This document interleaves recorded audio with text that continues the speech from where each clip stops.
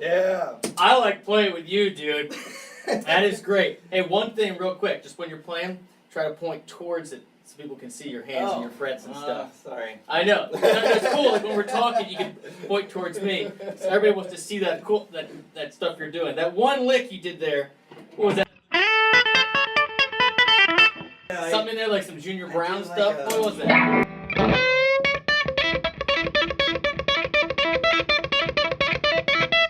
Oh, yes, you go from the two.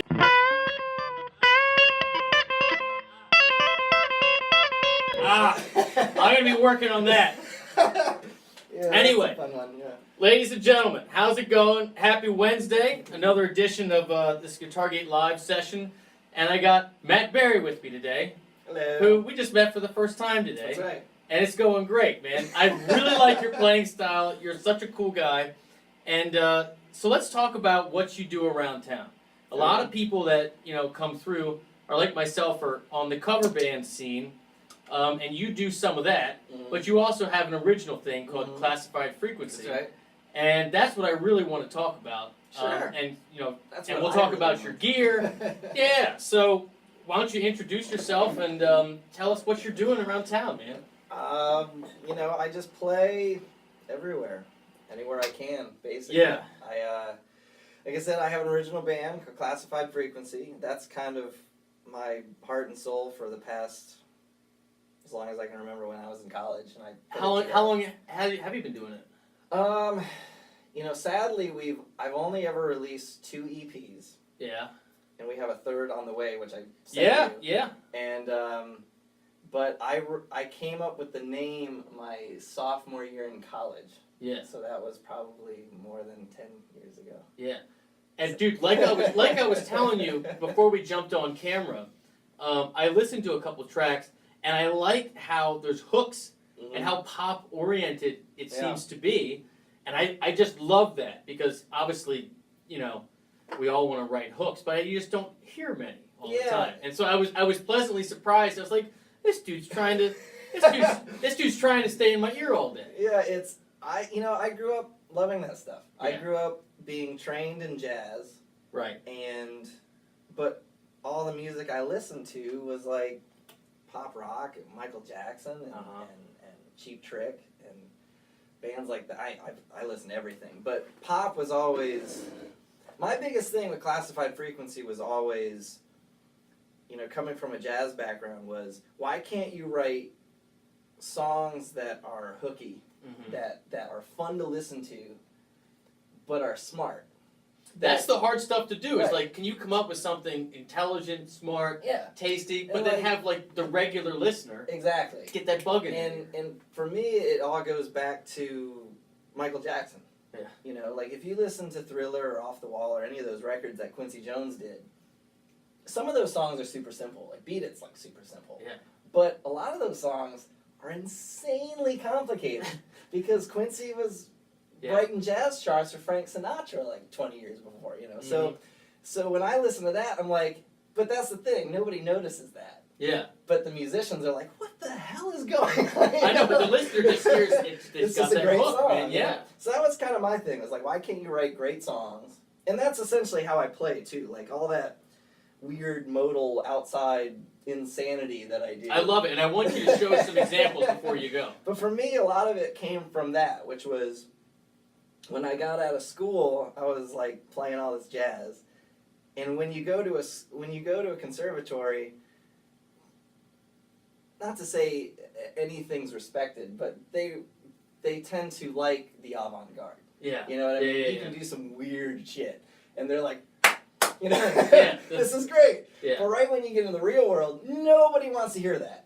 Yeah. If you're not playing inside, nailing the melody, getting your play Wagon Wheel. Yeah, right. So my thing was when I when I got out of school, it was kind of a culture shock because all of a sudden what I wanted to do artistically was not what these people wanted me to do. Right. And so I started listening to, Michael Brecker's a huge influence, and Randy Brecker, and James Carter, and Steve Lukather, and mainly still a lot of jazz guys. But my thinking was, Brad Paisley is a great example too. I love Brad Paisley. I mean, I'm massive, Yeah. We'll get into the gear in a second. What he does, but for me it was like those are the guys who are so good that they can play all that weird stuff, and the most novice listener, it just sounds right to them. It just sounds like it's... They don't know it's outside. Exactly. Yeah. And so that was kind of my thing, was like, how can I play the stuff I want to play, but also entertain them and they like it? Yeah. But that's kind of where I come from. That's cool, man. Well, do you, I'm going to put you on the spot here, but do you have a tune or a lick or something in that vein that you feel like showcasing? In like Classified Frequency? Yeah. Sure. I mean, I have Like one of the songs that we'll put your links in here for people to go Okay. listen, but it'd be good to give people a little taste while Yeah, they're but on. like my biggest thing is we have a song called "Have a Nice Day" that was released on our last EP, and you know it sounds to most people like a regular pop song, Right. but like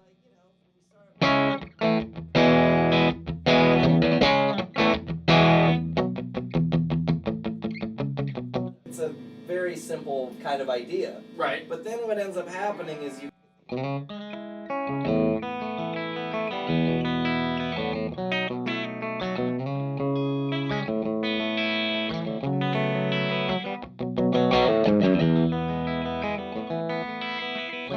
Pretty simple, but it's thicker chords, Right. thicker jazz harmonies, and then the bridge is probably the weirdest thing. It kind of goes.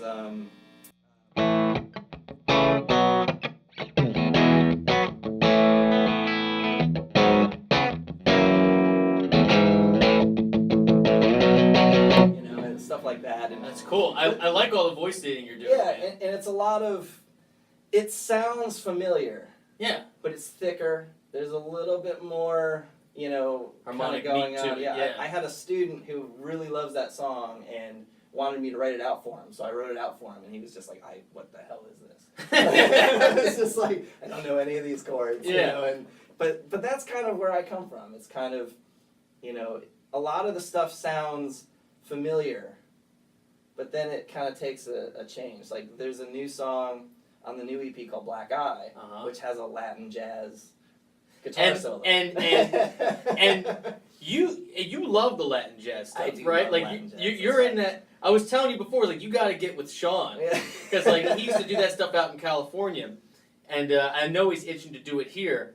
So did you get in? You got into that in school? Yeah, pretty much. Because that's hard. That's hard to feel, especially if you're like white kids from Baltimore. Yeah, the worst. I know I struggle with it. The worst thing you can be called is Caucasian in the jazz world. That's vanilla. We'd be doing big band rehearsal, guys. That sounds really white. Oh no! But yeah, I got. It's funny when I went to school. I was stupid. I was a stupid kid, and I didn't even know you could major in music. Like I had no idea. I was just playing rock music, and I was brought up a certain way. And my mom my parents especially were like, "Oh, you got to go to college." So my mom found these colleges, and she found conservatories because I was terrible in school. So she knew, like, okay, it's got to be music. Yeah, If anything else, he's gonna fail. But when I went to school, I'm really happy I went to school. And I know school isn't for everybody, but I was exposed to so much stuff that I would have never been exposed to anywhere else. No shit. Like classical music, jazz music, whatever. And I remember I was a freshman, and there was a documentary that came out called, I think it's pronounced Calle 54 or Calais 54 or whatever. And it was a Latin jazz documentary. And it had all these, little stories and then a performance. And there was a performance by a guy named Michel Camilo. Okay. Camilo, I don't know how to pronounce any of their names. But he's a piano player. Anthony Jackson on bass, 6-string bass player. Why I play a 6-string bass. Yeah. And I forget the name of the drummer, this amazing drummer. And I just remember watching this, and my life changed. I was just like, this is the most amazing thing I've ever heard in my entire life. And from then on, Latin jazz was just in there, and I spent a long time working on it. And we kind of had to anyways. Like I was telling before, my teachers were you had to learn it because you can't really just learn the notes and play it. You gotta it's get all the groove. feel. Yeah. And if it's not in the bloodstream, you're gonna sound really white. Yeah, you can't just read it off the chart. So guys, if you're just picking up on this, you went to school for bass. I did, yeah. Yeah, and so you're talking about playing a 6-string bass, Yeah. focusing heavily on Latin stuff. Yeah, and fusion and jazz. And I all that mean, stuff, yeah. That's wild, dude. Yeah. That's great. It was I'm fun. impressed. That is so not anything I would know how to play at all. And it's funny. It'd be one of those gigs where I'd be like, you know what? Hands up. For me, it's funny too because I think a lot of people when they listen to me play like all the weird stuff that I do, it's like, where is that coming from? Mm-hmm. And then when you actually listen to like the Brecker Brothers, who's like one of my favorite fusion artists, or James Carter and Michel Camilo, or all those guys, it's like, oh, now it makes sense. It's just coming from maybe a place that a lot of people aren't exposed to. Again, No, that's true. I mean, we were having this conversation earlier, like whether it's the Latin fusion stuff or even just heavy jazz stuff, or anything. If you don't listen to it, it's not gonna happen. you don't even hear it in your head. Yeah. And then you can look at it on the chart. You can look at the changes, and you can look at the notes. Like, okay, I get the harmony, I get the melody, I get the rhythm. But if you're not, I forget the word you use, but if you're not feeling it, if you're not in that world, and you have to do it for a long time before you do get to feel it. And it's hard. Just like, here's a good example. I found out that, so I went to GIT out in California, right? I had this very similar experience to what you're talking about, in the sense that you're exposed to so much stuff you wouldn't normally be exposed to, and it was really eye-opening. But one of the things that I really saw a lot were these players like me, who came from a rock, blues, country background, who just sound like shit when they play jazz. You know what I mean? Right. And classical fingerstyle, like, you can read, you can do it with the click, and you can pass all your exams, this, that, and the other, but it's so not your bread and butter. Right. But then you get the other side, and you get these incredible jazz players, and these incredible classical players, and you put them in just like a 1-4-5 blues thing. They have no idea what they're complete dog shit. Yeah. Right?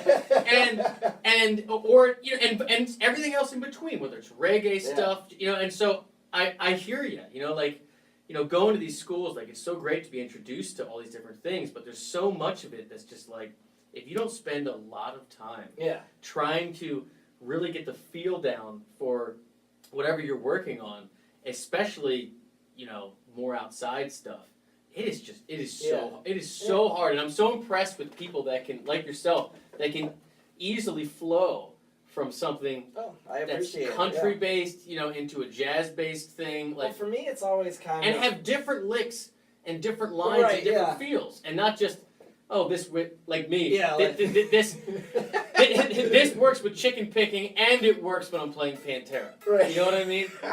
It's a little different. It's funny, too, because I completely agree. But, what's funny with me is I'm a very... I don't learn solos. I don't learn riffs. I usually learn, like, if I hear a lick that I think is cool, I'll usually learn half of it, and then I'll change it. Mm-hmm. That's just how I am. So, for me, I always kind of joke about, like I play in, like, 2 country bands.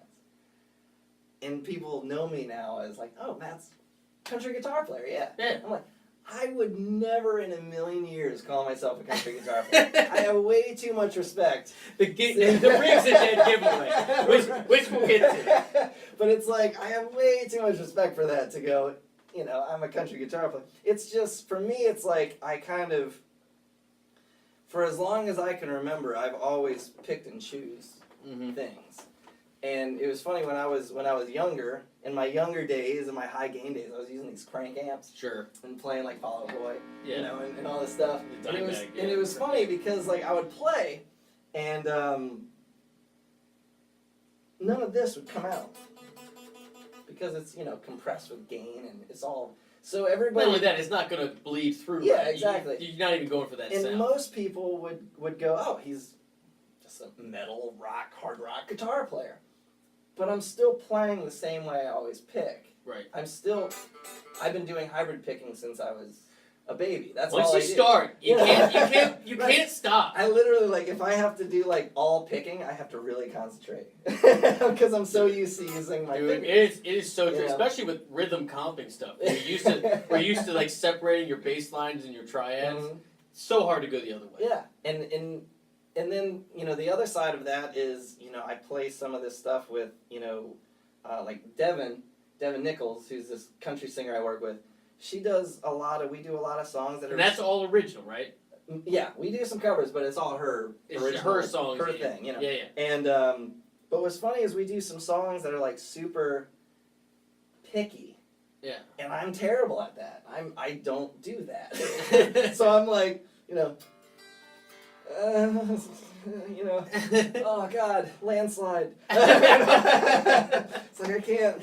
Matt, why don't you use your thumb? No, I don't use my thumb. My hand stays the same way everywhere I am. I kind of feel you. I'm a little spoiled in my band that, Maynard does most of the intros, so most of those super picky intros, Yeah. He just does, and every now and again when he breaks a string or something, I have to do one, and I'm just like, yeah, that's not really what I'm good at. Dude, that's so funny to hear you say. I don't play acoustic guitar. At all. I don't play it. So I love playing we acoustic, do, but it's all mountain man, like Right. old man drinking bluegrass stuff. Well, I own like a acoustic. I have a fake acoustic, which is like, it looks What like is a fake this, acoustic? but it has a piezo. It's just okay. Like, it sounds like an acoustic, but it feels like an electric. And I use that for Devin and anything that like we have to do, like a duet or something. And it's just one of those things where it's like a Taylor T5 sort of. Sort of type. I use a Crafter, but same type of idea. I don't know how to fly. And but it's just one of those things where it's like, where's your acoustic? I don't play acoustic. I don't know what I'm doing here. Well, I'll tell you what. Before we this is great, by the way. This is excellent. Why don't you play something else? Then we'll jump into our gear. We've been talking for about 10 minutes or so. Oh, okay. So you pick. Dealer's choice, man. Is your world. Oh man. Whatever you want.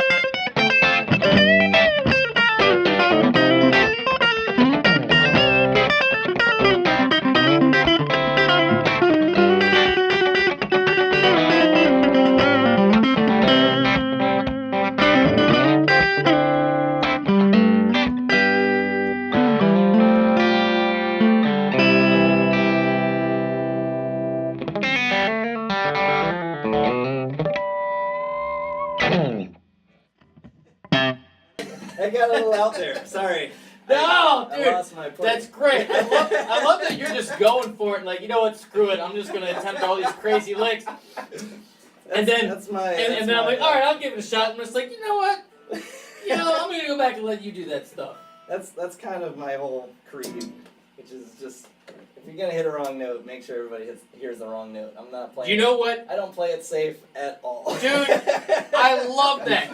I love that. I'm such a, as much as I, tend to, especially in the band I'm in right now, underplay and try to stick to melodies because that's what the gig is.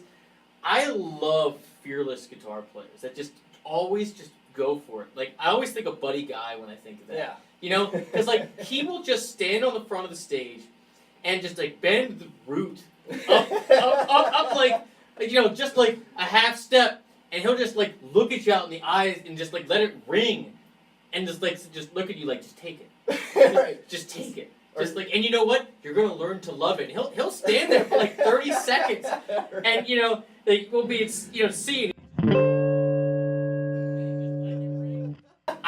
I love that attitude. Yeah. Not that that's what you were doing, but yeah. I love that. No, there was a part of that was kind of doing that. It's I'm an improvisational player, so if I'm playing it, if I was ever in a band that I was playing it safe, I'd be bored in about 2 seconds. It's like some days you have it, some days you don't. No and the shit. ones that you don't, you just kind of go, well, that sucked.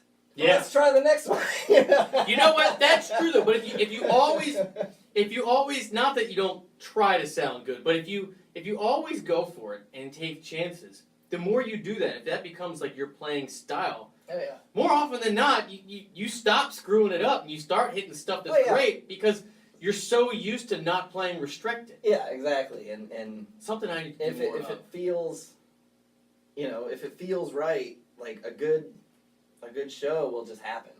Yeah, for sure. It's organic.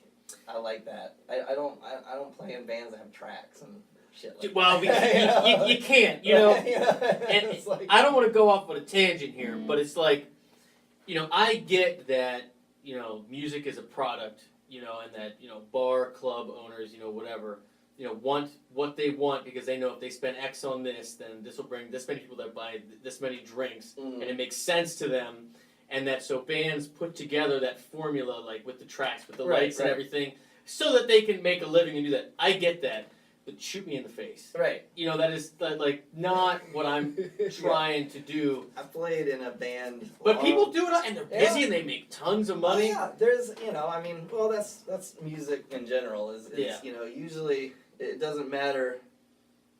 Talent almost has nothing to do with it anymore. It's all, Hey, if you've got said amount of friends who really like what you're doing, then you're gonna make a living at it, even if you're.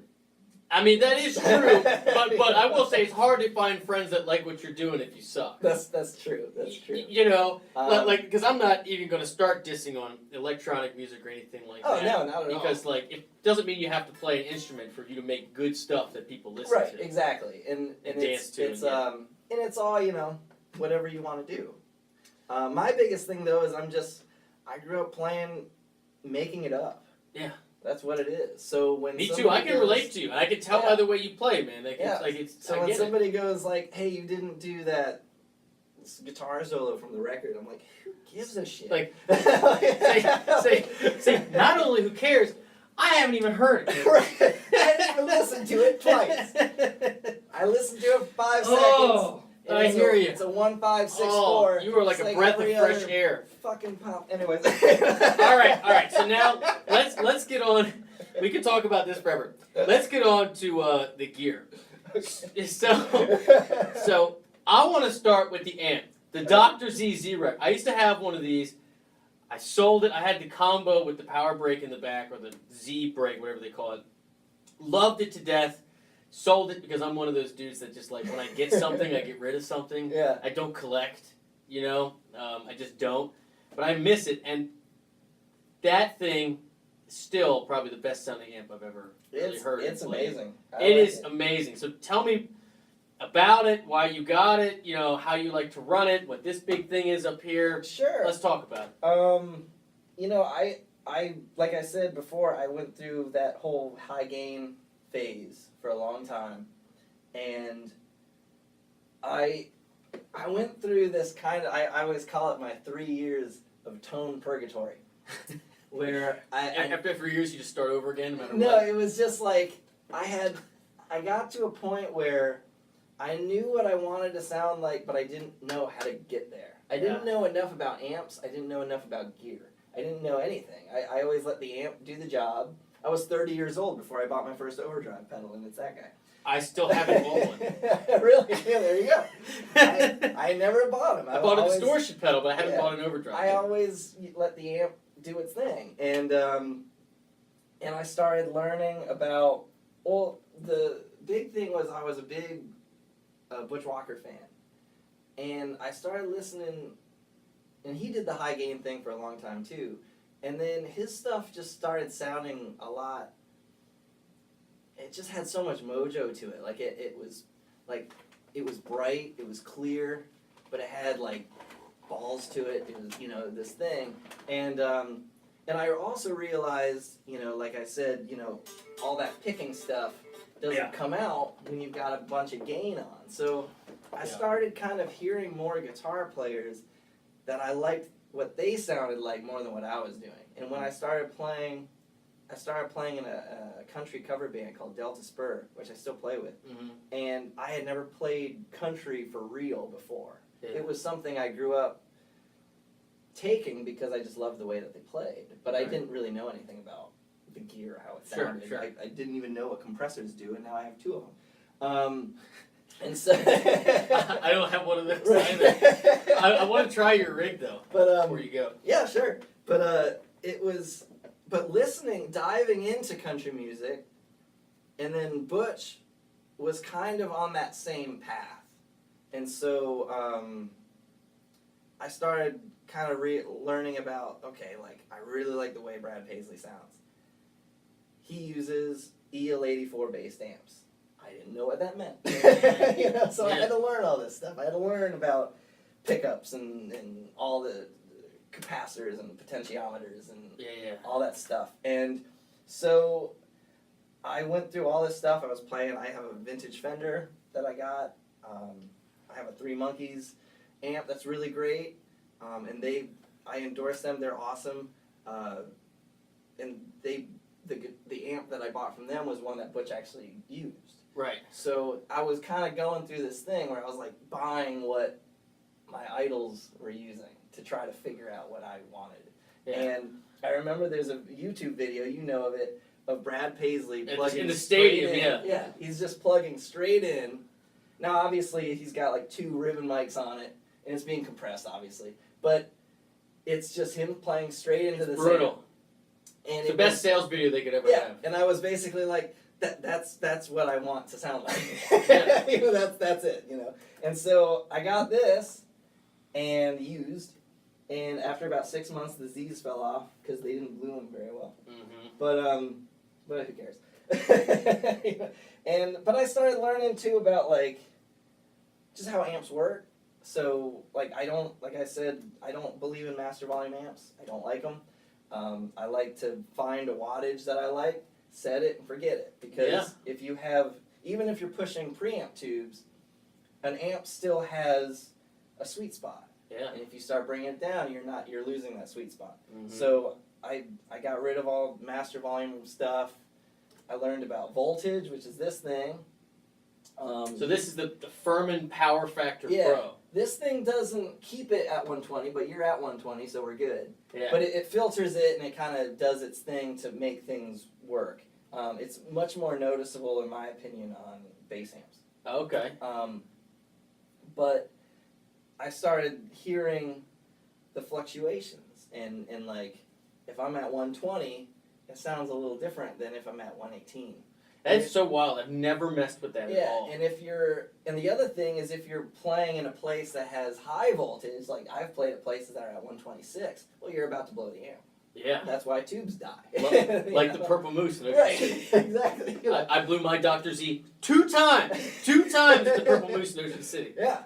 That's why the Mesa goes there. Exactly. And like I was telling you before, I use these. I didn't bring one, sadly, but I know a guy, Pat Garrity, who owns AmpRx, and he makes these things called the brown boxes, which you can drop voltage. So let's make sure when this is over, go back and tag it in the comments. And so this guy runs at 120 perfectly fine. I've never messed with voltage to where I think it does whatever. But a lot of vintage amps, like I have a 68 Fender Bassman, it says on the back it wants to be at 117. So if you're running 120 or more, you're just destroying the amp. Yeah. And you're also, it doesn't sound the way that it was meant to sound like. And you can hear it. You can tell, when you start dropping. So you put that on, you drop it to 117, your amp is working the way that it wants, and you're not buying tubes every year because your tubes are actually being used in the way that it wants. That was the problem with my Dr.Z, because I gigged 2 or 3 times a week with it, and I did retube every year. Yeah. And Dr.Z's are like $250 to retube an amp. I know! I'm aware. And so, does this want to be run at 120? That's what it wants? I think so. I believe so. Yeah. Most modern amps are set to. They're built to be run at 120. Because that's what you normally find. I find. think it became standard at some point. The problem with vintage amps is there was no standard voltage. Yeah. And so, I have an old orange OR120 from I think it's from 71. I could be wrong about that. But what's funny is on the back, you can switch voltages. Because and I think and it's weird too because it'll say you can run it at 113.5. It's just there was no standard. Yeah. So what they did was they tested the amp with what was in their building or whatever they had, and they said this sounds good for this, but it might not sound good for 120 or the orange I run at 110. I think it sounds the best right there. And on the back, 110, huh? yeah, and then I did that as just kind of a messing around. Yeah. And then I go to the back, and guess where the thing's on? 110. It's so it's true. It's real. It's not a figment of your imagination. Right. Exactly. Yeah. Yeah. Pat taught me a lot about that. The first thing he did when I met him because Three Monkey the amp I had an issue with it, and I had to get it fixed. And they were they're in Raleigh, so they were well, we know this guy, he'll fix it. He's right next to you. So Pat came down and he fixed the amp and everything. And the first thing he did was he showed me a brown box, and he dropped the amp from 120 to I think 114, and it just cleared up. Yeah. It just all the low mids that I'm not a big fan of just went away. It just cleared right up. I was like, holy crap! It's this is fascinating. Yeah, it's voltage and power. It's one of my biggest things I always tell people is how you buy a case for your amp even though you don't want to buy the case because it's expensive and it's not a toy. Right. It's to protect it. You gotta spend the money on the power. How much are those? This thing's about $400. Yeah, that's no joke. I'm gonna get the next step. Do they make, smaller versions? I think so. I think Frankie actually has one. Frankie G. He didn't bring one here. He has a smaller one. At least not that I noticed. Yeah. But they make, the next step after this is actually only for a couple $100. It depends. The other thing you have to be careful with, not to badmouth Furman, but they overcharge the crap out of you because Do they? Yeah, because they think they're doing, I shouldn't say this, but because they're kind of say what you want. Because they're the only thing that musicians tend to see. Yeah. They think a lot. I think they play off of the gullibility of people who don't realize that there are a million other manufacturers that are doing the same thing. They're just doing it for computers. I didn't know that. So when you go buy a Furman, this... So when you go buy rack-mounted computer stuff, they also want their power conditioned. Exactly. And Furman, I got this for about $400, and it's great. I'm not bad-mouthing Furman. But I can get a Trip Light rack mount thing that keeps it at a straight 120 volts for about $250. It's like the Guitar Center conundrum. They just overcharge everybody because they're well, this is the best cable ever. Actually, it's not. It's just copper. Right. You're just in a guitar store. I have Radio Shack, cables that have lasted longer than this shit I've gotten there. So, it's it doesn't mean anything, It's gold plated. Yeah, so is my engagement. No. Nobody gives a shit. But it's made from the tears of rare unicorns on the island of Borneo. Why wouldn't you sell your car to get this? Right. But that's just something to remember when you go into those stores. Oh, I am aware. Have you been to Ryan Fowler's shop? I haven't. I've heard of it though. You should go. So Ryan is actually my partner with GuitarGate Online for the retail stuff, and so he gives me a bunch of gear for demos. And if anybody's watching, if you any gear, you get 10% off and free shipping on not just new but used gear that's too. good. That's Yeah, good. and like no one does that. And so anyway, he specializes in a bunch of really boutique stuff, especially pedals, and he doesn't do any of the GC bullshit like we just spoke of. Oh yeah, I mean it's amazing. He's a legit dealer. He's a good guy. And that's good because I mean you probably go on Reverb.com. Yeah. Right. We all do. It's the greatest thing in the world. I've Right. gotten everything on Reverb. That's where I got. Did you get this on Reverb? I did. I got mine on Reverb. And the other thing is I never buy anything new really anymore because Never. there's no reason to. But then but every once in a while, the great thing about Reverb is that I've got this Paisley drive that I love. Well, actually, let's go ahead and jump into your board, but finish what you're saying. But I've got that. That was I think they sell for like $260 or something like that. It's expensive for an overdrive pedal. That's a pretty damn. It's especially, and I want to hear your opinion on this, especially when you're running through a legit point-to-point Class A amp. You know what I mean? Like, cause I mean, these guys know that watch my stuff all the time or that have seen, but I'm not clearly a pedal guy. I rely very much on an amp sound, and when I had this amp, everything I put in front of it, even the reverb, which I was telling you about, the Wampler reverb, I didn't like it. Really? Like it just the amp to me, and a lot of these boutique ones that I've found have not been good pedal platforms. Really, what's funny to me is that I think this is a better platform than most. But then again, But we also, everybody runs their amps differently. Right. You know what I mean? Yeah. Or when you came in, and I will, for you guys out there, I'm going to take a picture of this and his pedal board and put it up on Instagram so you guys can see and take a picture. But when I used to run it, and again, I had a power break, in the back, but I used to run it, past 12 o'clock, almost to 1 o'clock on the volume, on the master, because I never had an overdrive or, a compression or any pedal. And that was just using the volume. And that was because that was the only thing that would have the nuts when I needed them. Right. And I do that sometimes with classified. Right, I'm sure you do. Yeah, if I have to do a show where it's there's no room on stage and we're playing for 15 minutes, I'll just say... You still bring this out? Oh yeah, I'll bring this out, but I'll turn it all the way up and not bring any pedals, and I'll just go, I got you. Yeah. It's But my point is that when you have it that saturated naturally, the tubes that saturated, I have yet to find any type of pedal really, except a wah or some expression pedal that I found that I really liked or that the amp really liked. Yeah. I felt like once it was in its zone and it was going 200 miles an hour, you know what I mean?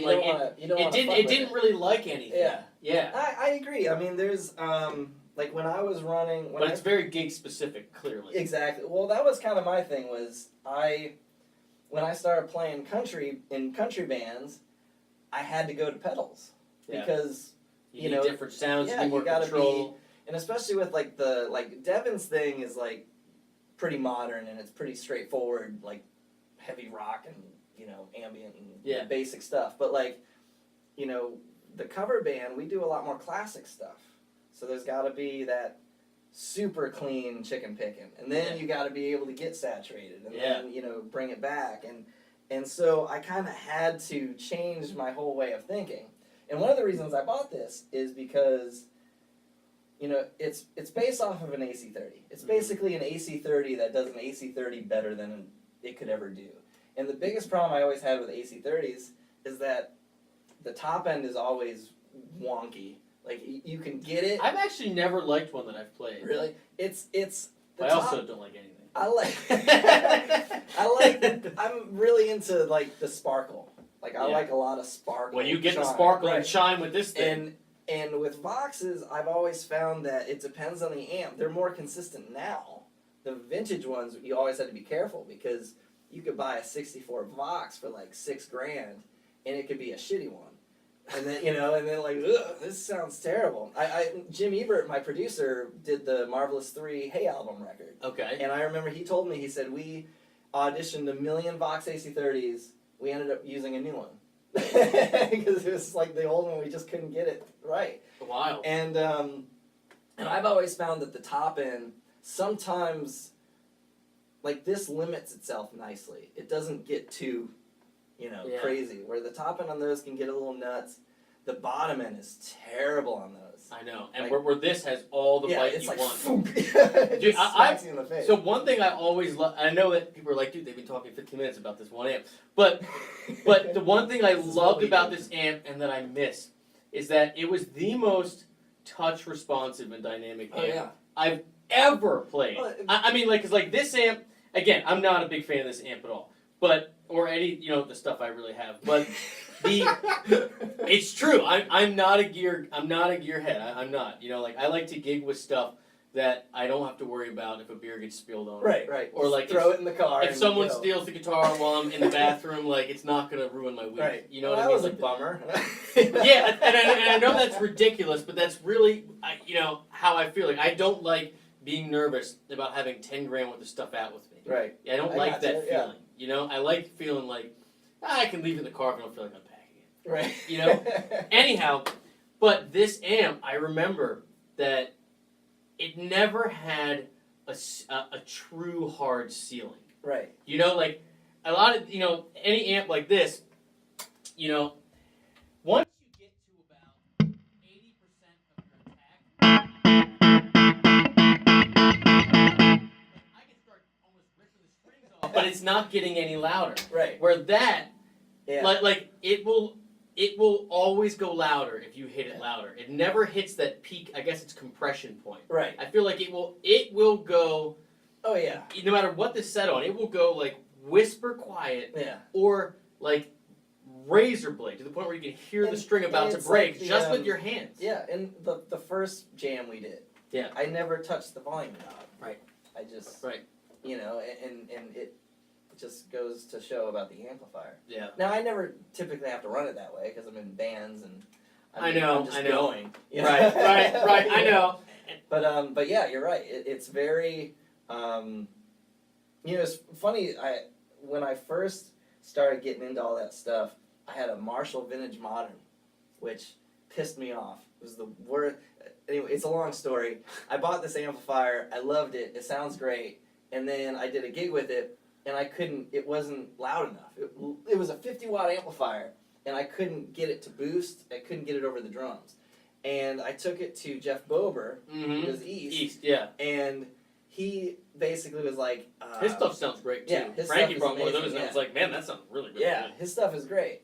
And, but he took this amp, and he goes, I really hate to tell you this, but they lied to you.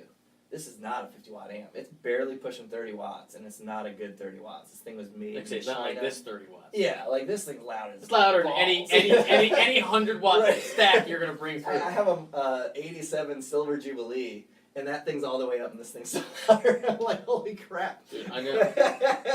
Dude, I know.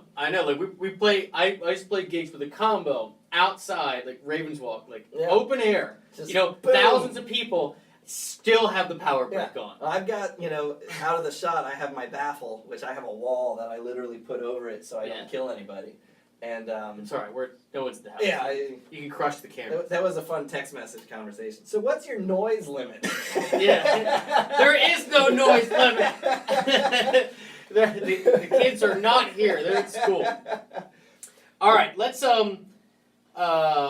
jump into. Well, let's play one more, because we've been talking for a while, and then we'll jump into your pedals and your guitar. Sure. And then we'll call it a day. Okay. Cool. What you won't play? Well, I chose the last one. You choose the next one. Okay.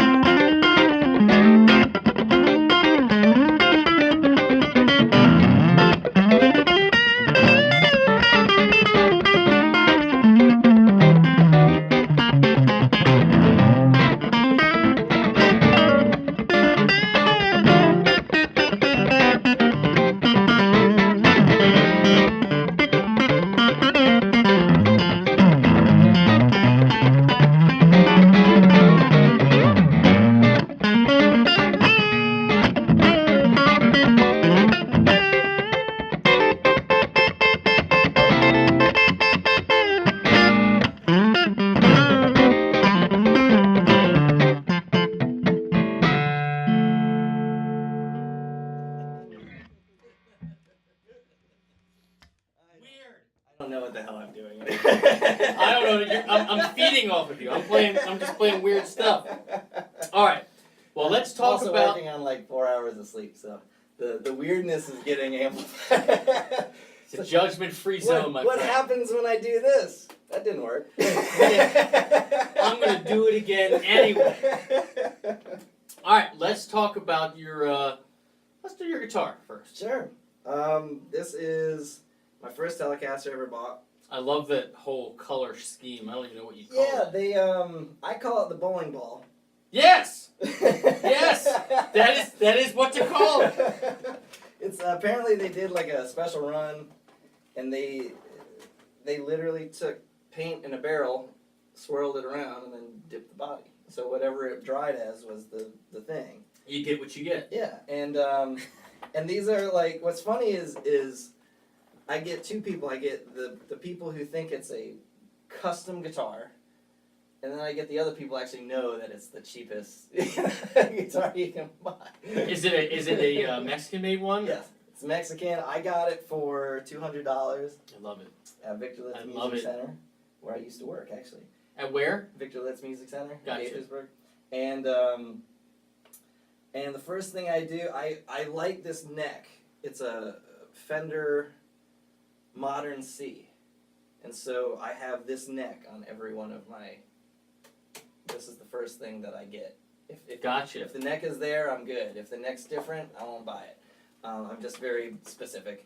And the first thing I do is I just take out everything. I put Just all gut new, it? Yeah. And so what specifically do you do? This is a Lindy Fralin Blues Special. I also use Peter Florence a lot. This is an APC, which is awesome, except he's not making pickups apparently anymore, so I can't get those anymore. But it's really nice. It's like a almost like a P90.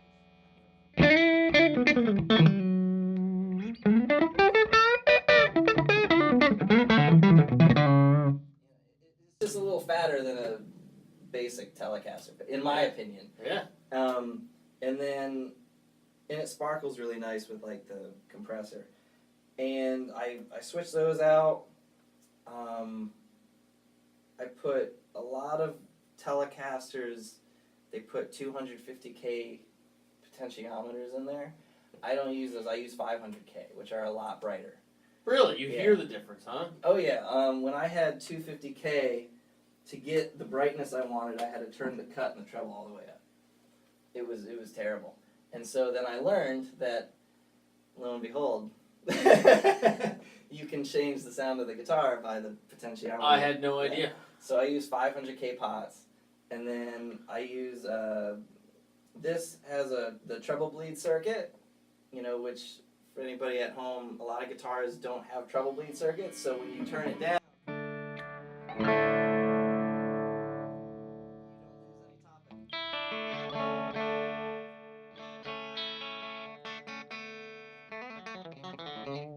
That is wild. Yeah, so, which is funny because Fender, not to give Fender a hard time, but they came out with a guitar like a couple years ago, maybe, I don't know, and it was like, their big thing was it was this new Telecaster, and it had a treble bleed circuit, and they were like $200 more. It cost like $5. You just solder it in. It was like, Really? Yeah, it's not that big of a thing.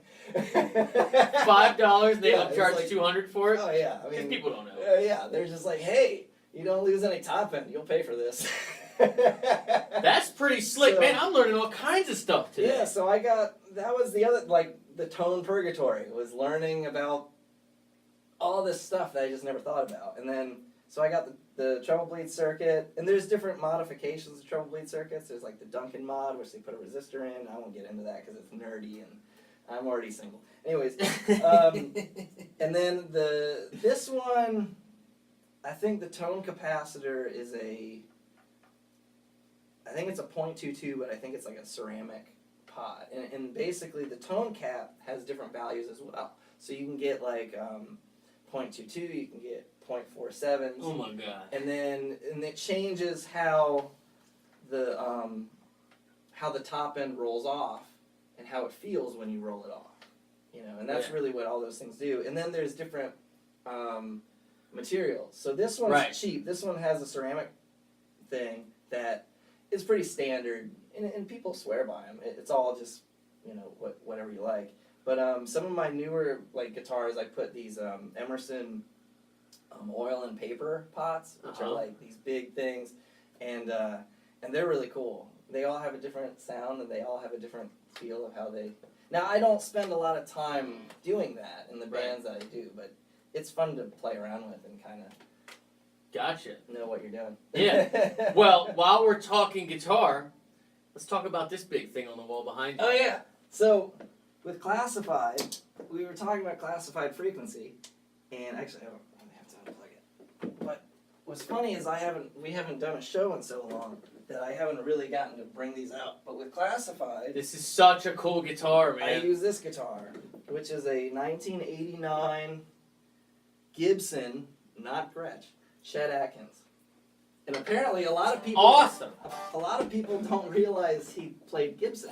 Like a lot of people are like, you mean Gretsch, right? Yeah. For a short time, I think the story was that like, Gretsch was bought out or something, and he didn't like the owners, and so he left. Just simple as that. Yeah, and he was friends with Les Paul. Right. So he was like, Yeah. Hey, I'm Chet Atkins. I'd like to play one of your And what's guitars. funny about this guitar is that it has a center block, which is a piece of wood that goes all the way to not all the way to actually this one goes all the way to the back, and it cuts down on feedback and things like that. So, but Chet apparently wanted center blocks in his guitars for years, and Gretsch would never do it. Really? And then he went to Gibson, and they were like, "Yeah, whatever you want, you're Chet Atkins."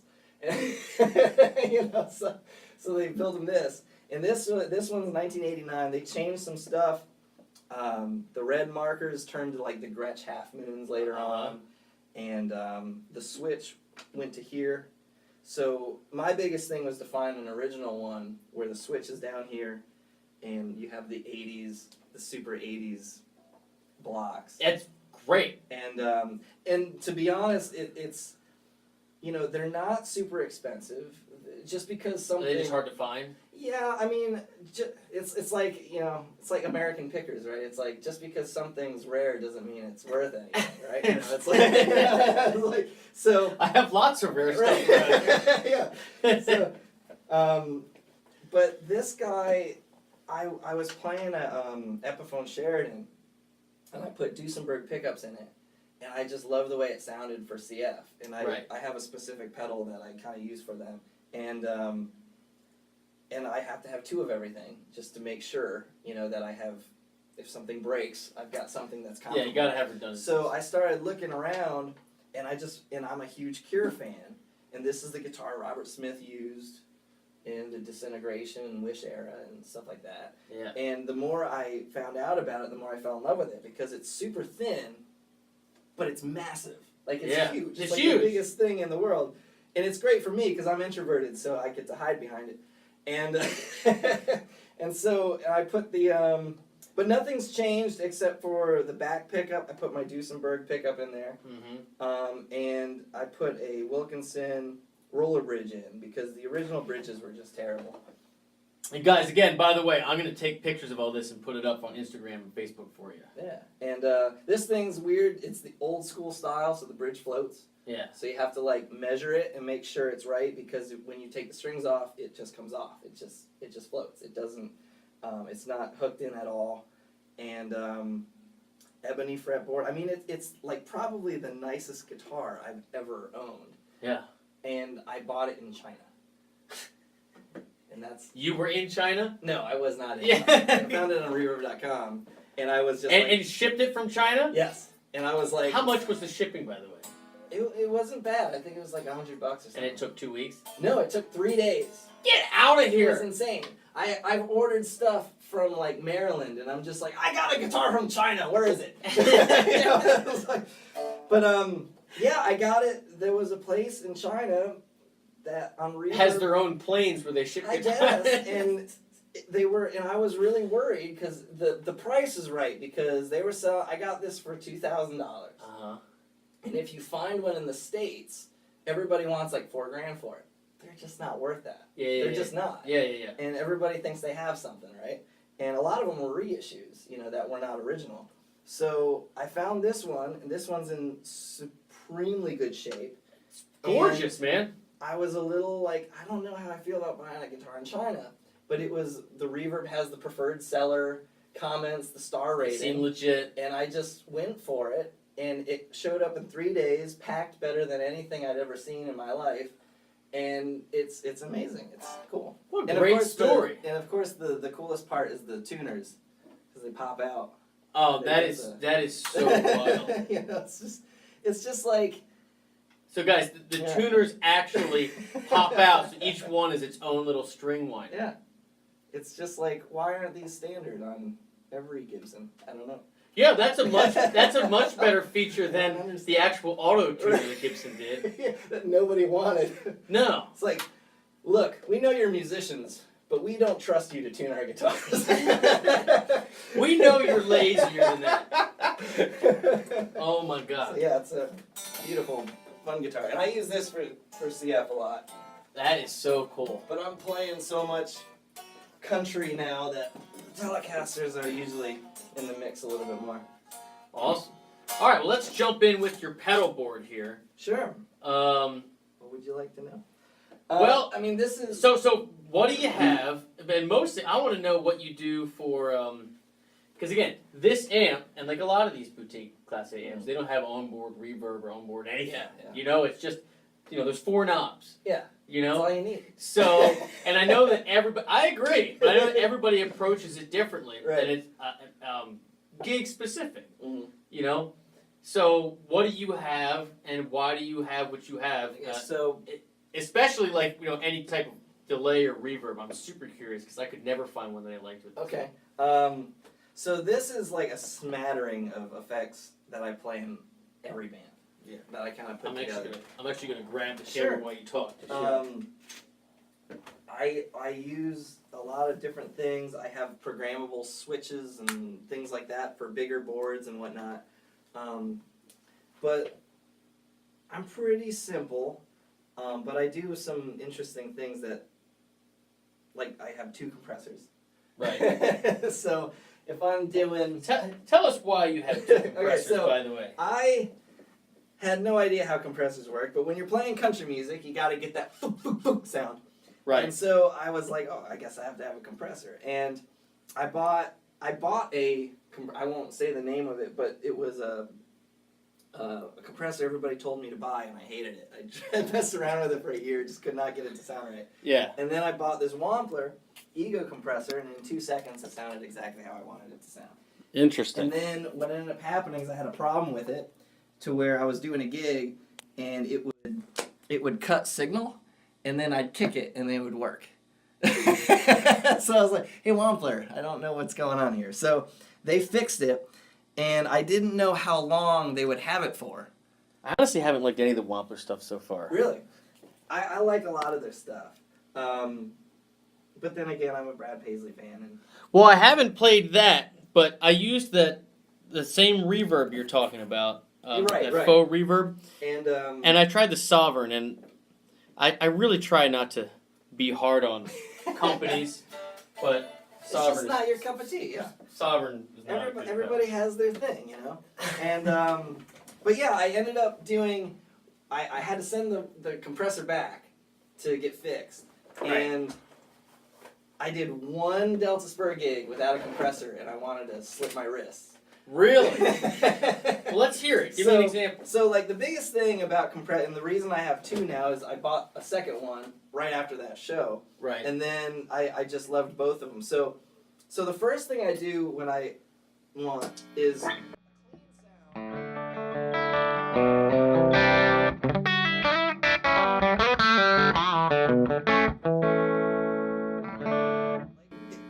It's nice, but it can be stale live. Like, it just doesn't have the thing. So the Keeley is really bright, and it just gives it that lift. You know? It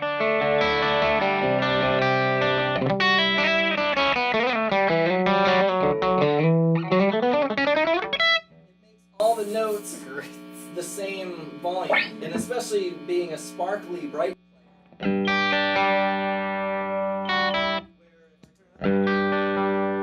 gets rid of all. hear the bottom notes more than the top notes, or the mid-range more than, you know. And so that's really what the compressor does. It makes everything the same volume. To a degree, yeah. And so that one's being run to kind of give it that lift and to kind of just, like, you shouldn't really know it's on. Like, you don't feel like you lose some dynamic range? Not in how I'm playing, no. Okay, fair enough. And also the Keeley, that guy is just, like, it can be on and you'll never notice it's on. Like, it can be really a subtle thing. But you can, like, I can tell because I can hear those top notes coming out where I want them to come out, you know. And I like the top notes better than anything, you know. I've got, you know, a EL84 amp and stainless steel picks, so you use a stainless steel pick? Yeah. So you get that sound. I love that. And you can never fuck up a pick straight. Anyways. But the Keeley, but it just gives it that lift. So when I'm doing, I don't do a clean sound without a compressor. I just don't, because I think everything is compressed anyways the way we hear them. So if you're hearing like if you're hearing something on YouTube, it's being compressed because it's on the computer. Right. If you record a clean sound for a record, by the time you hear it. Right. By the time you hear it through mixing and mastering, guess what? It's being compressed. So for me, it's like to keep it like uniform, punchy, uniform, and it cuts through. I just have to have it. I like that, what it does to it. And then this guy, I keep that kind of at a very low compression just to kind of keep it. And then now I got this guy. The Wampler is like the Wampler Ego. Yeah, I use that as a squeeze. So it's like, so I do a lot of like harmonics where I go stuff like that, right? Well, if you're playing after a half an hour, your strings are about dead. You know, they're not gonna hold. So this guy squeezes it.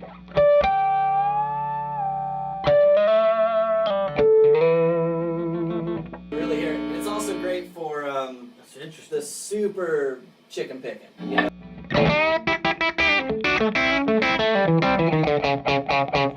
Yeah. So I have kind of the one that kind of keeps it just for cleans and nice clean, and then I have the smack you in the face. Yeah. Okay. All right. And it's funny. I never knew what compressors did, and now I have to. You know, I guess I've never owned one.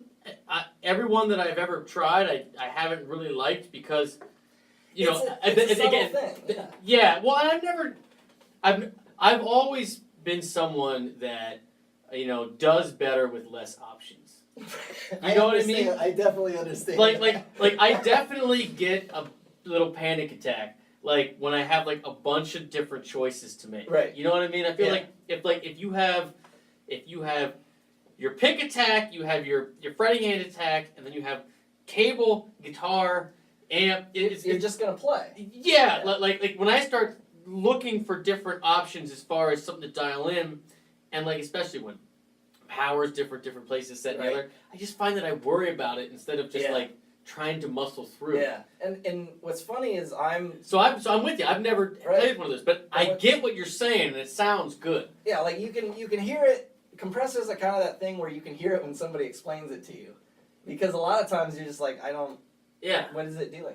Right. What is it? You know, as a bass player, compression is super important for my playing because I play so many different techniques: tapping, slapping, fingerstyle, chords, harmonics, whatever. And I can't just decide one day, oh, I'm gonna do slap now and hit a pedal. Yeah. So my amp, I use an EBS Fafner head thing, and it's like their flagship kind of bass amp head, and it has a built-in compressor, and it's pretty damn squashed.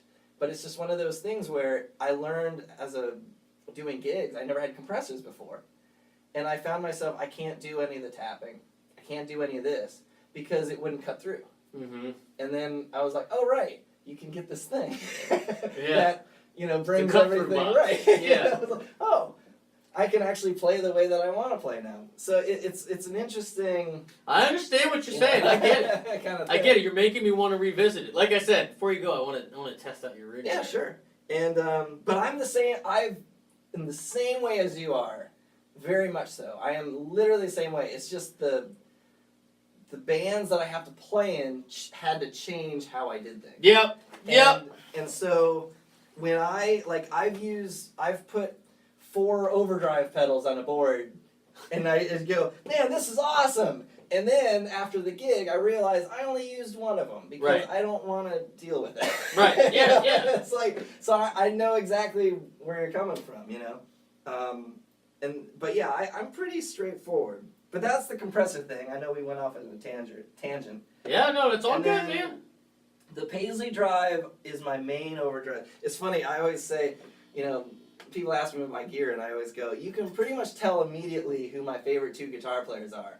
Because I've got the Brad Paisley Drive, and I've got the Butch Walker signature. It's like, there's no uniqueness here. I'm just going after whatever I hear that goes, it sounds good to me. But the Paisley Drive is like super. What's amazing about the Paisley Drive, it's almost a distortion, you know.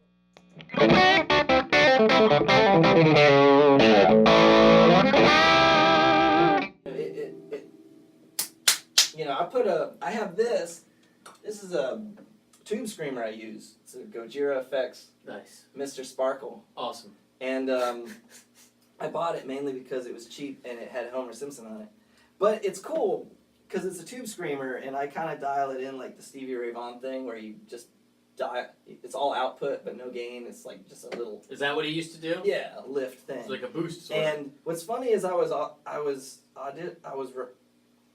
know the word, auditioning this with that, and that thing sounded like an amp in a box, you know, more than this thing. And it was like, holy crap, that thing has a lot of power to it. But you can get this sound with this too by bringing down the gain and stuff like that. Right. But that's the main guy I use for the tellies. And then I use the boost on the Ruby Red, which just gives it like a, I don't know what it does, but it just does something to it. So you get this.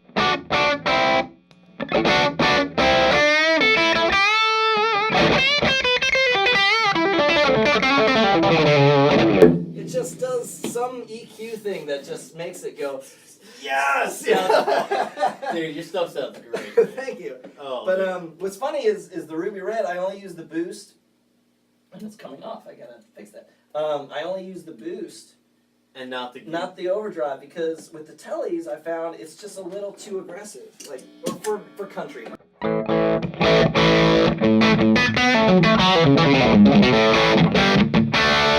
It sounds good. It sounds good though. It sounds good, but it's just a little too much for the bands that I'm playing in. The coolest thing about this overdrive is it's got that, it's supposed to sound like an old Supro, so it has that sag at the bottom end that like. It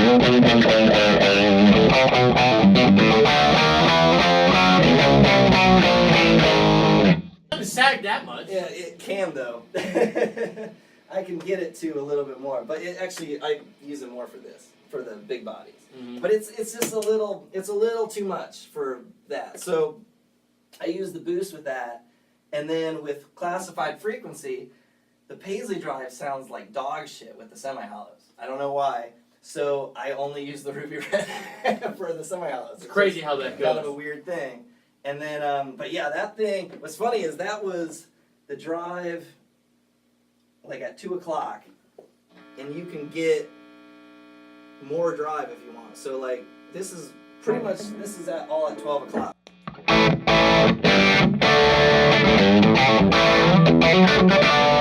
And then there's a switch.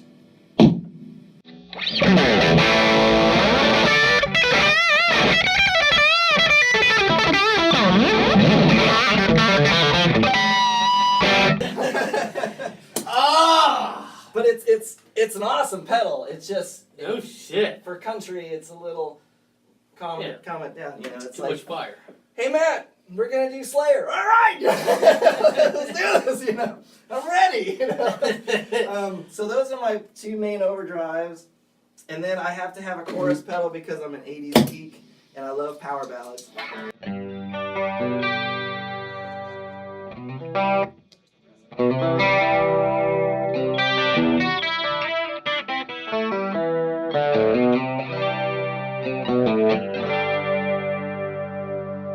I love that stuff. I put chorus on everything, but Do you? they already did that like 40 years ago, so. It's not dead yet. I watch like 80s movies and like a rolling jazz chorus will come on and I'm like, oh yes. It's like I hear Prince all the time. right. It's just, I had to actually, I did a gig once and they had a jazz chorus as the house amp and my amp died. Not this guy, it was the Fender. And I had to use it. And I just remember like turning, after every song, I turned the chorus on and play like every 80s riff I could think. I was like, this is making me so happy.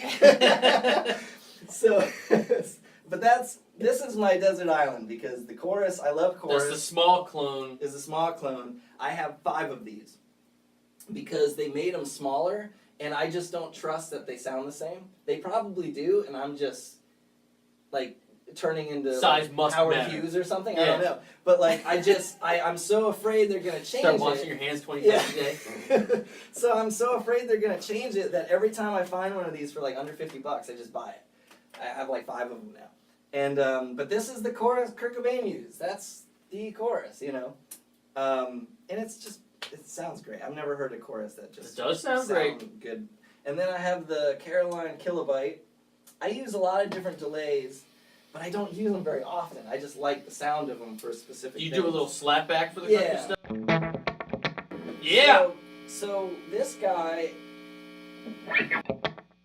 it's a lo-fi delay. So it's meant to do all this weird, you know, saturated shit. I like the slapback. Yeah, You know, it's just, Oh, yeah. it's warm, but it has like clarity to it.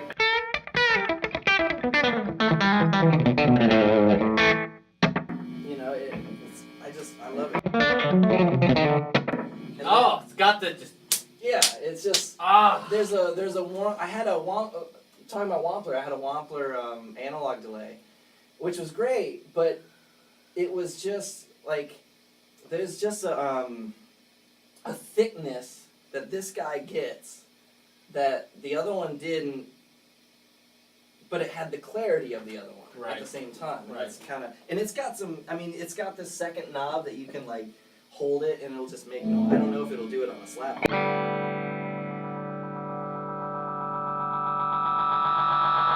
Yeah, it does shit like that. Yeah, I just test drove the Epoch Deluxe, and it has that button, Yeah. and I'd never played one with that before, but it was awesome. Yeah. And it's funny because like I'm probably not the only one who uses it that way, but it's just it's funny to have a pedal that like probably was not meant for what I'm using it for at all, but I'm just Yeah. like, this is perfect. This is what I want. you know? Dude, it's awesome. And then I have a couple. I have the Wampler. This is what I use mainly for basic stuff. Reverb, yep, I got The that one. basic reverb. But this I brought out because I use it. I bought it for. What is that? What's his It's name? the Matthews Effects Astronomer. Okay. And this thing is fun. I bought this thing for Devin Nichols, and I didn't charge her for it. Anyway, I'm just. But she has all these songs that have all this ambience to Right, it, and right. we're basically a power trio, and she's just singing. And so I was Gotta like, fill up some space. yeah. And so what this does is, so it's got 2 patches, and the first one is just like I have it as kind of a hall patch.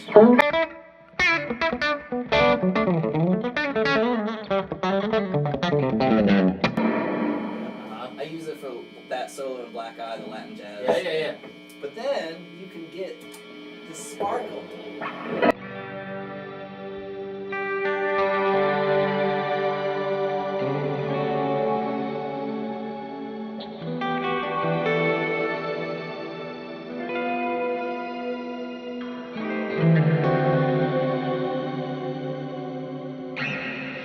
Now, come on, how often do you get to use that I sound? get to use that on 3 of her songs. 3? 3 songs. But what's cool is that, you know, it's kind of, it's a little obnoxious, but it's like, it works really well for it because, you know, when you're, like, we opened for, like, Trace Atkins, like, a month ago in front of Awesome. 10,000 people, and it was like, when I'm playing, you know, I can't mention the song because she hasn't released it yet, but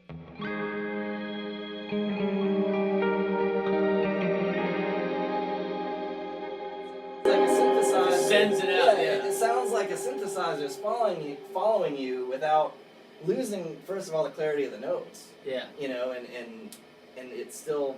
And the other thing I use it for a lot, and that's pretty heavy. I mean, I got the mix way up and everything like that. But a lot of the other thing I really like to do is chord solos with it.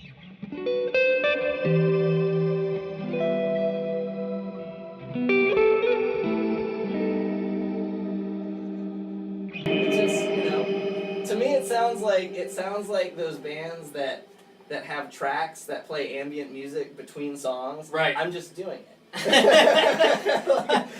That's just me up there spacing out on stage. Exactly. It's like, man, where's that synth coming from? But that one's really cool. I use that for her, and I use that for Classified a little bit, and it's fun. And then this guy I wanted to bring because I don't have it set up because it's this is like the vanity project. Okay. What is that? This is built for me by Noise Kick Effects. Okay. Local pedal maker. Frankie uses a bunch of their stuff. Yep. So be sure to go back and tag them. Yeah, we have an EP. We haven't released it yet. I sent it to some people to listen to, but it's called the Black Eye EP. Let me know when it's out. I'll share it for you. Yeah, and we're actually right now getting ready to figure out doing a video and all that good stuff. Awesome. So, but we have a song called Black Eye, and it has this very specific lead line, and I just can't get it live. Like, it just always sounded flat because when we did it in the studio, we used a super fuzz pedal, we did it in octaves, and we had an electroharmonic small stone phaser. So it just sounds small and thin every time you try. Yeah, it's just this massive thing, and then I'm just doing it as a lead line, right? Yeah. So he made me a box that literally does all of that in one thing. It's got a super fuzz on one side. So that is the box just for that one lead. Song, yeah. It's a bigger pedal. It's got a lot of options for just that. Yeah. It's like, in my brother, it's the artwork for the record, so my brother did the artwork. But it's just so funny because it's like, I got this thing takes up, the whole, the whole board. But it's literally used just for that. Now the cool thing though is we did 2 separate in and outs. Right. So I can put it through my switcher and actually use the phaser or the fuzz separately if I wanted to. But yeah, it's octave, phaser, fuzz.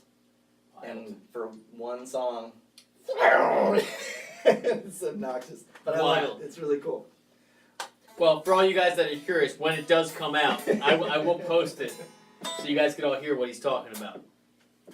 All right, well, let's play our one more, and then we'll call it a day here. Cool.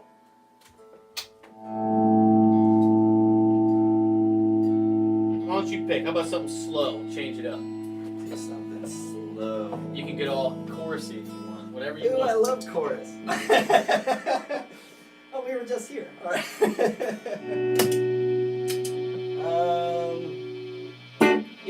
We Classified Frequency covers John Waite's "Missing You." Have you ever done that one? No. It's just a 1-4-5, but it's just...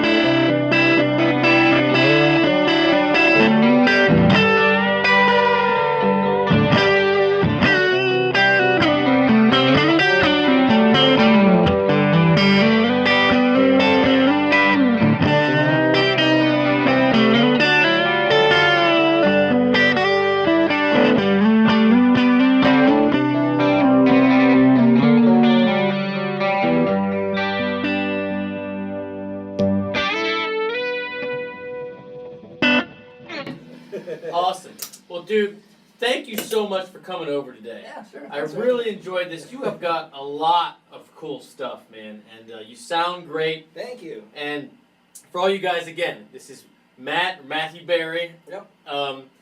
Classified Frequency. We're gonna tag all your stuff. Anything else you want to promote? Anything else you want to mention? Any website? Anything at all? You can find everything classifiedfrequency.com. Yeah. And then, yeah, and then I play with Devin Nichols, devinnichols.com, I think. And then Gotcha. the cover bands are Honey Extractor and Delta Spur. You got a Those lot. are You got a lot going two- on, brother. The two main income. Yeah, I hear you. Well, dude, you sound great. This was a real pleasure, man. Thank you. And That was yeah, fun. let me know when the EP drops. We will. And See what happens. yeah, and guys, for all Guitar Gate members, I'll see you tonight at 10 p.m. live on the site. And I'll see you next Wednesday. I think we got Brad McLean coming in next Wednesday. Oh, cool. So Yeah. that'll be good. And awesome. Well, thank you. I Thank really enjoyed It's this. fun. Fantastic, man. And then I'm going to try your rig out. Go for it. Actually, let me do it now while it's live. You can just see what it sounds like. You want to use... Well, I'll try it with this. Why not? Yeah. Let's see what happens. Maybe we'll get something fun. God, the Dr.Z. Yeah, let me Right. jump in here. You have the tuner on here? Yep.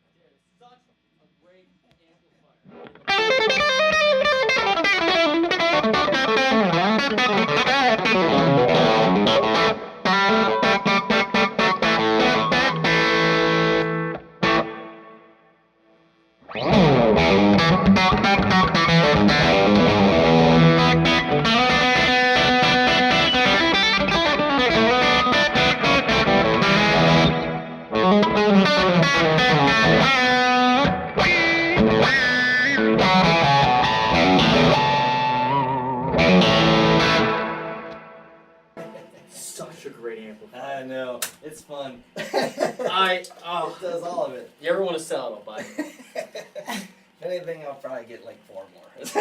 I